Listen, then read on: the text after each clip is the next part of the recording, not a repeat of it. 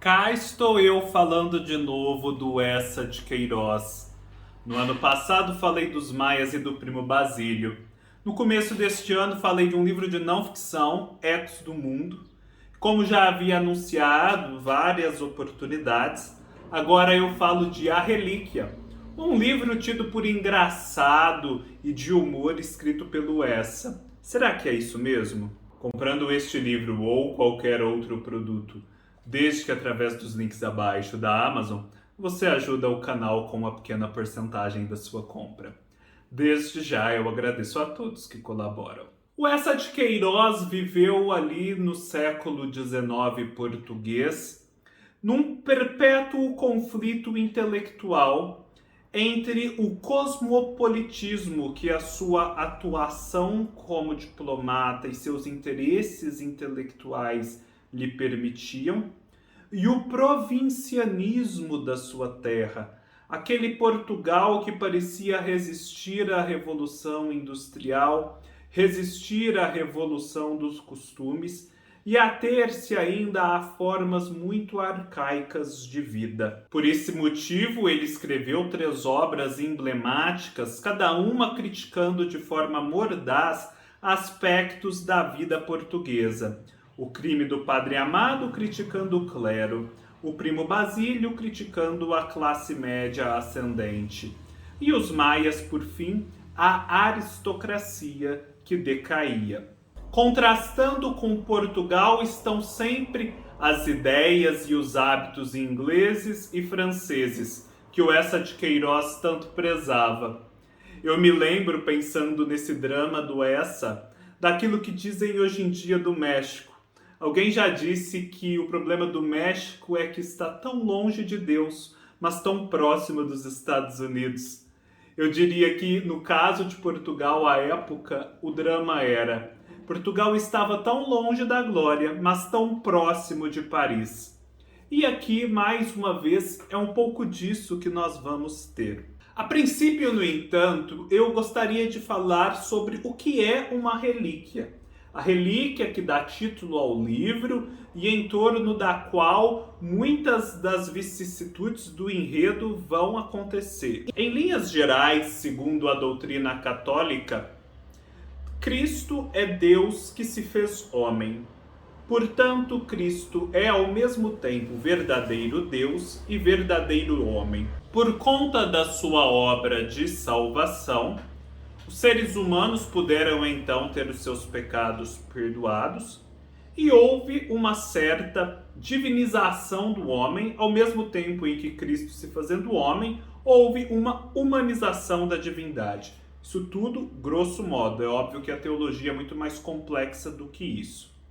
Desse modo, é possível que, seguindo os preceitos, beneficiando-se da graça divina e de sua misericórdia, homens e mulheres de carne e osso se tornem santos. E assim como o poder de Deus se manifesta através do Espírito, o poder de Deus também se manifestaria através da matéria, que seria santificada. Portanto, segundo histórias que estão nos Atos dos Apóstolos e nos próprios evangelhos e desenvolvimentos posteriores, os ossos, os corpos, tudo aquilo que tocou o corpo dos santos, daqueles que se santificaram, participaria de algum modo dessa natureza santa. E assim como eles são intercessores que poderiam interceder por alguém junto a Deus em prol de alguma benesse, estes elementos que eles tocaram, as relíquias, poderiam ser veículos de milagres e manifestações da divindade, assim demonstrando que ela tem poder de santificar a matéria, que a matéria, uma vez redimida, é boa e pode operar milagres. Tudo isso grosso modo. Então, as relíquias de primeira classe, pelo menos, seriam os ossos, os cabelos, o corpo, às vezes incorrupto, dos santos. As de segunda classe seriam roupas e objetos que eles tocaram e usaram durante a vida. E as de terceira classe seriam aqueles objetos, panos e coisas semelhantes que ficaram envoltas em partes do corpo dos santos por algum tempo, mas depois que eles já não viviam mais. Ok. O culto às relíquias sempre se fez muito presente ao longo da história da igreja. E havia sempre algumas piadas por parte dos seus detratores em relação àquela profusão das relíquias e principalmente quanto à sua autenticidade. Uma espécie de relíquia sempre muito famosa são aquelas ligadas à cruz de Cristo. Portanto, partes do madeiro da cruz, os pregos da crucificação e outros elementos, a tabueta onde estava escrito Cristo Rei dos Judeus, coisas semelhantes, sempre apareceram pela Europa e pelo mundo como restos e, portanto, como relíquias. Alguns detratores chegavam a dizer que se todos aqueles pedaços de cruz fossem juntados, seria possível produzir diversas cruzes. Tudo isso para dizer que se tratava de uma crendice, de objetos sem valor aos quais as pessoas atribuíam valor. Tanto é importante para a história da igreja e do cristianismo e da vida europeia de um modo geral essa questão das relíquias, que um dos elementos que levou à convicção lá no começo do século XX, a confirmação disso, de que Nossa Senhora teria sido assunta ao céu de corpo e alma, de que, portanto, ela não estaria mais enterrada em algum lugar, é o fato de que nunca houve notícia na historiografia da busca do corpo de Nossa Senhora. Se Nossa Senhora ocupa o lugar de destaque no culto cristão que ela ocupa, era natural que o seu corpo e as suas relíquias de primeira classe fossem almejadíssimas desde o primeiro momento, como a de vários outros personagens secundários foram. Mas a historiografia nunca conta de pessoas buscando essas relíquias ou de que elas estivessem em determinado lugar.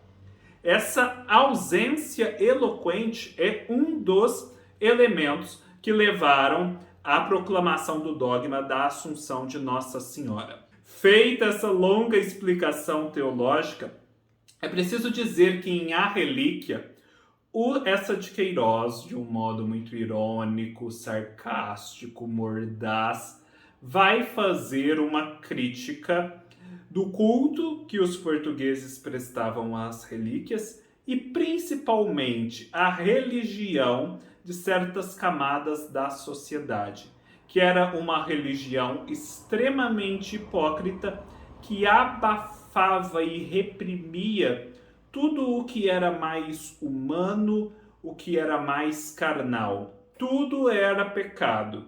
E certas carolices, como dizemos hoje em dia, graçavam em certos meios, e algumas mulheres, principalmente as chamadas solteironas, as famosas tias beatas, eram uma forte representação disso. Aqui nós vamos acompanhar, então, a história do Teodorico Raposo, ou Raposão. Ele primeiro se torna órfão de mãe, depois órfão de pai, e acaba sob os cuidados de uma tia, a dona Patrocínio das Neves, uma senhora extremamente rica e, ao mesmo tempo, extremamente beata.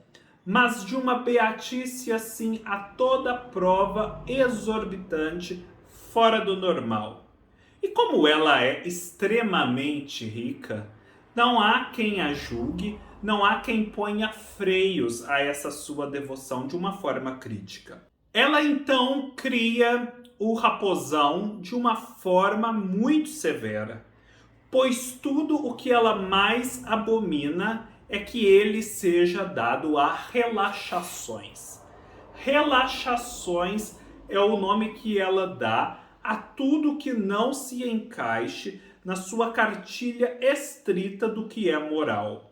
E, portanto, esse moço, Raposão, cheio de vida, virilidade, etc., cresce sendo emasculado pela tia o tempo todo.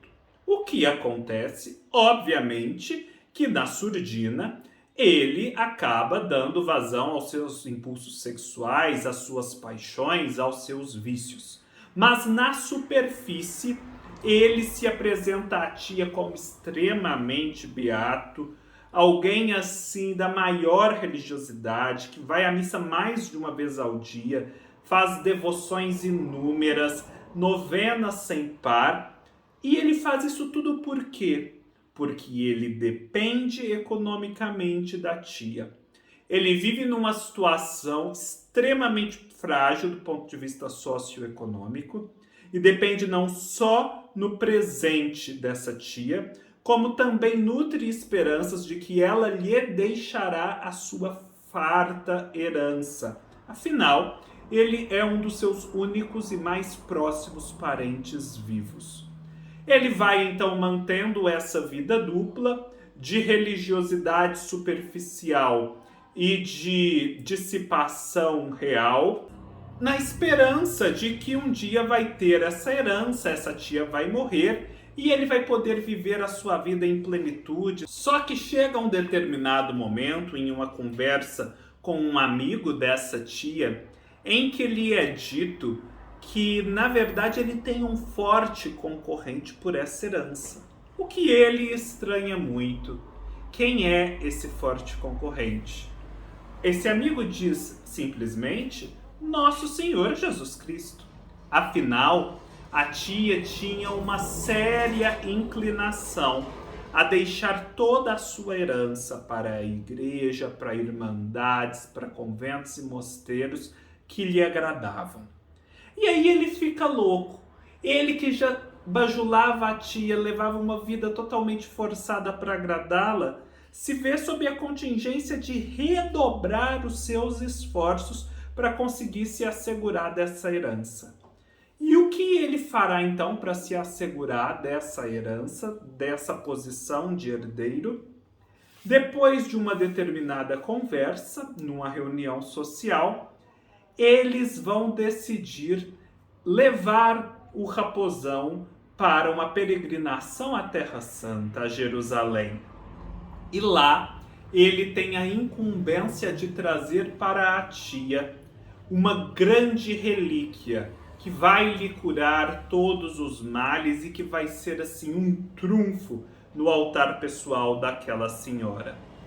Aí acompanhamos essa viagem, sempre marcada pela prosa do Essa, com muito humor, com muita ironia e sarcasmo, pelo Oriente, passando pelo Egito até chegar à Terra Santa.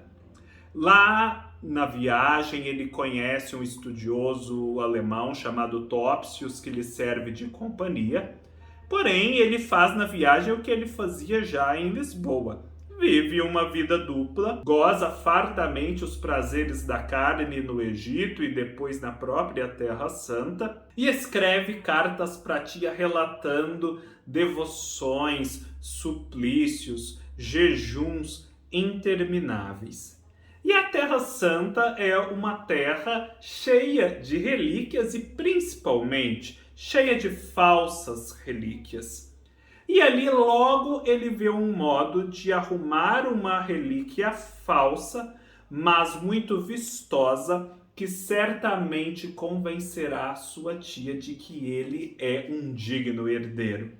Depois ele volta para Portugal e é essa entrega da relíquia para a tia e as consequências disso para a sua vida social e a sua herança que nós descobriremos. O livro é todo muito rico em detalhes, muito rico em descrições, em ironias, no retrato da hipocrisia da sociedade portuguesa. Ele é muito marcado por personagens tipo. Não são personagens com grandes aprofundamentos psicológicos, mas personagens que representam de forma caricatural certos traços da sociedade portuguesa. O Eça de Queiroz, por conta da sua posição diplomata, teve a oportunidade de visitar o Egito, teve a oportunidade de visitar a Terra Santa e por isso se esmera na descrição desses lugares. O problema está em que, de repente, ali pela página 118 e até a página 200, num livro que tem 250, 260 páginas de texto propriamente dito, o Essa de Queiroz decide colocar o Raposão num sonho em que ele e o amigo Topsius vão parar lá na época de Cristo, vivenciar de forma direta todo o momento da paixão de Cristo. É estranho esse trecho por diversos motivos. Ele é excessivamente descritivo. Ele parece não ter nada a ver com o restante da história. Ele destoa do estilo que é adotado antes e depois, porque o livro é narrado pelo Raposão de uma forma sempre muito irônica, sempre muito galhofeira. E aqui, de repente, ele se torna um pouco mais sério. O que era uma crítica da religião e um tratamento até irreverente se torna quase uma bela passagem, uma bela descrição da paixão de Cristo. E é muito longo, muito longo. É quase um terço, se não mais, do livro. Então, para mim, o grande ponto fraco desse livro é esse interlúdio em que, num sonho, o Raposão vai vivenciar a paixão de Cristo. Ali nós podemos vislumbrar o que Essa de Queiroz entenderia como uma abordagem mais sensata e eficiente da religião, sem desprezá-la, mas acomodando-a de um modo um pouco mais justo. Mas só isso, enfim, dava pro Essa de Queiroz dar esse recado com muito menos palavras. Algo que pode incomodar alguns aqui é a irreverência com que o Essa de Queiroz trata de temas religiosos. De fato, ele é muito irreverente, muito sarcástico, piadista e, portanto, quase ofensivo em muitas oportunidades. Porém, é preciso pensar que ele está retratando, e quem narra aqui é o personagem principal, em primeira pessoa, alguém que tinha a sua subsistência ameaçada por uma religiosidade oca, hipócrita e sem sentido, no final das contas, de uma tia rica que pouco tinha das virtudes cristãs. Então é natural que nele vá crescendo ódio pela tia e também desprezo e irreverência pela religião. Porém, eu também penso que aqui o próprio Raposão se habitua a todas aquelas crendices e não consegue ser completamente alguém oposto à religião praticada. Ele tem seus momentos de fé, de credulidade, mas eu acho que toda essa irreverência aqui tem lugar por conta das condições às quais está submetida o protagonista. Enfim, espero poder ter passado para vocês uma ideia geral desta obra do Essa de Queiroz. Muitos dizem que é uma obra diferente, porque além do realismo típico do autor, há esse elemento fantástico aí no meio, que é incomum.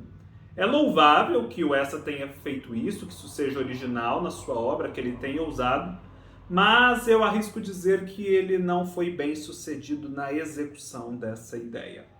É um livro bom, principalmente o terço inicial e o terço final, mas não é um livro que eu recomendo para que se comece a ler o Essa. É um livro para se ler depois que você já está muito habituado com a prosa, muito envolvido com essa, capaz de, por conta dos sucessos do passado, perdoar-lhe as falhas deste livro. É isso, pessoal. Espero que tenham gostado do vídeo. Se gostaram, deem um like, se inscrevam no canal, sigam nas minhas outras redes sociais. Todos os links estarão aqui embaixo. E nos vemos numa próxima oportunidade. Até mais!